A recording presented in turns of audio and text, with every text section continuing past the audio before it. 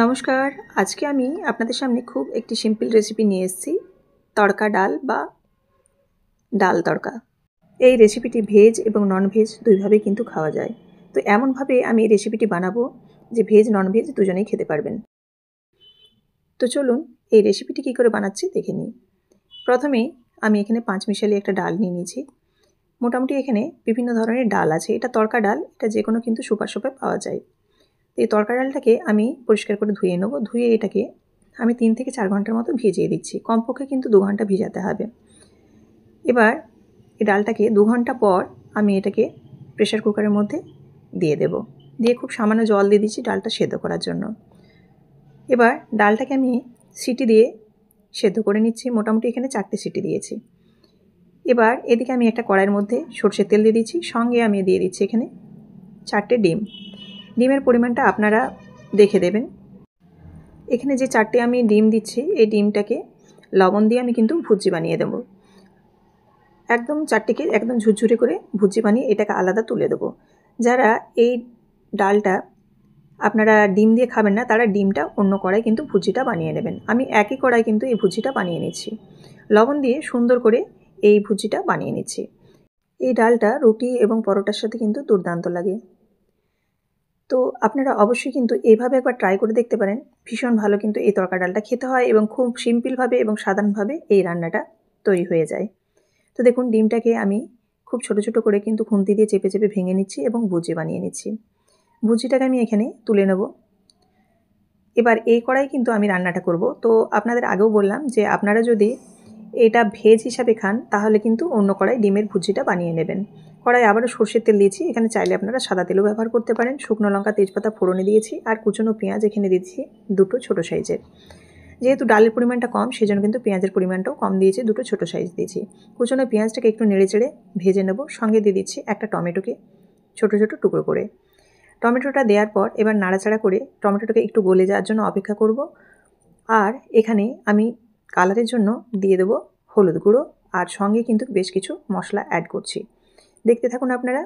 এখানে প্রথমে আমি আদা বাটা দিচ্ছি, সঙ্গে হলুদ গুঁড়ো দিয়ে দিলাম কালারের জন্য, আর দিচ্ছি এখানে কাশ্মীরি লঙ্কার গুঁড়ো। এটাও কিন্তু কালার নিয়ে আসবে, তো এটা পুরোপুরি অপশনাল। যদি এরকম একটু ভালো কালার চান তাহলে কিন্তু হলুদ এবং কাশ্মীরি লঙ্কার গুঁড়োটাও এই তেলের মধ্যে দিয়ে দেবেন পেঁয়াজের সাথে, দিয়ে একটু নাড়াচাড়া করে নেবেন 30 সেকেন্ডের মতো। তাহলে কিন্তু কালারটা দুর্দান্ত আসবে। তাছাড়াও টমেটো যখন পড়েছে তখন এর কালার কিন্তু অপূর্ব আসে। তো এবার ভালোভাবে নাড়াচাড়া করে ভালোভাবে মিশিয়ে নিচ্ছি দেখুন। তারপর এর মধ্যে দিয়ে দিচ্ছি জল। যেহেতু মশলাটা কষাতে হবে সেজন্য কিন্তু জল ব্যবহার করলাম, নইলে কিন্তু মশলাটা পুড়ে যাওয়ার সম্ভাবনা থাকবে। এবার ভালোভাবে নাড়াচাড়া করে মিশিয়ে দিয়ে এখানে ধনে গুঁড়ো আর জিরে গুঁড়ো দিচ্ছি। ধনে জিরেটাকেও খুব ভালোভাবে মিশিয়ে নিতে হবে। মিশিয়ে নেওয়ার পর এখানে দিয়ে দিচ্ছি তড়কা মশলা। এই মশলাটা কিন্তু অবশ্যই দিতে হবে, না হলে কিন্তু এই তড়কা মশলার না দিলে তড়কার যে একটা সুন্দর গন্ধ, সেই গন্ধটা আসবে না। তো এবার এই তড়কা মশলাটা আমি মোটামুটি এখানে 1 থেকে 1.5 চামচের মতো দিয়ে দিলাম। দিয়ে এবার নাড়াচাড়া করে কষিয়ে নিচ্ছি। একটু ভালোভাবে যখন কষিয়ে তেল বেরিয়ে আসবে এই মশলা থেকে, তখন এর মধ্যে কিন্তু এই যে সেদ্ধ করে রাখা ডালটা, এই ডালটাকে অ্যাড করে নেব। এবার এই মশলাটা দেখুন কষানো হয়ে গেছে। এবার কষানোর পর এখানে আমি দিয়ে দিচ্ছি সেদ্ধ করে রাখা ডালটা। এখানে ডালের পরিমাণটা কিন্তু আমি খুবই অল্প নিয়েছি, আপনারা দেখতে পেলেন। তো এখানে চাইলে কিন্তু ডালের পরিমাণটা আপনারা যখন ভিজাবেন তখন একটু বাড়িয়ে নিতে পারেন। খুব ভালোভাবে নাড়াচাড়া করে নিলাম। নাড়াচাড়া করে খুব ভালোভাবে কিন্তু এখানে মিশিয়ে নিচ্ছি। খুব ভালোভাবে মিশে গেলে এর মধ্যে আমি দিয়ে দিচ্ছি পরিমাণ মতো লবণ আর দিয়ে দিচ্ছি এখানে খুব সামান্য চিনি। যেহেতু এটা রুটি পরোটা তরকারি সেজন্য কিন্তু খুব সামান্য কিন্তু এখানে চিনি ব্যবহার করতে হবে। এবার ভালোভাবে নাড়াচাড়া করে মিশিয়ে নেব আর একটু ফুটে যাওয়ার জন্য অপেক্ষা করব। এখানে কিন্তু খুব ভালোভাবে এই ডালটাকে ফুটিয়ে নিতে হবে। তো দেখুন খুব ভালোভাবে কিন্তু এই ডালটা এবার ফুটে গেছে। নামাবার আগে এখানে কয়েকটা চেরা কাঁচা লঙ্কা দিয়ে দিচ্ছি। এটাও পুরোপুরি অপশনাল, ঝাল আপনারা যেমন খাবেন সেরকম দেখে দেবেন। ব্যাস, এবার গ্যাসের ফ্লেম কিন্তু অফ করে দেবো। এবার একটা সার্ভিং বোলের মধ্যে আমি রেডি করে নিচ্ছি রেগুলারের মতো।